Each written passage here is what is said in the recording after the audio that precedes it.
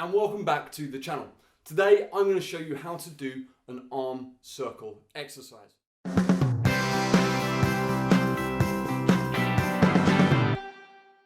Now this is a very intense exercise. I'd use it at the end of a workout if it was me personally, because you're using your shoulders a lot and you're using very small muscles. So we only need to do it at the end of your workout. Now, I like throwing in dumbbells into this exercise, but only if you've got light enough dumbbells. And by light, I mean sort of between 1 and maybe 2 kilograms. Anything heavier than that is just going to be unreasonable for you. So you should be able to just do it with your palms up like so, and your shoulder blades retracted.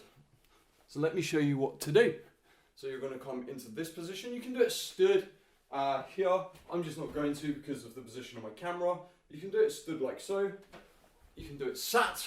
If you're going to do it sat, let's just get right up out of those sit bones. Nice, very strong neutral posture going down the back. So you're right on the center of gravity for your body. And you could do it knelt as well, like so. And all we're going to do is we're going to push our arms away from our body as much as possible. And as we do that, you're going to want to feel your shoulder blades just fall down into your back. So you're going to be here. This is what it will look like normally, but where we need you is there with the shoulder blades retracted right into your back. And then all we're going to do is very little movement like that.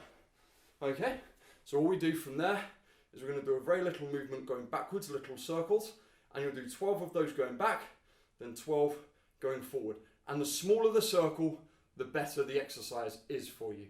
I don't want to see you kind of swinging like you're a bird or an aeroplane trying to take off.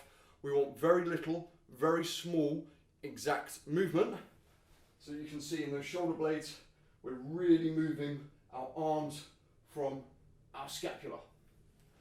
And that is the dumbbell arm circles.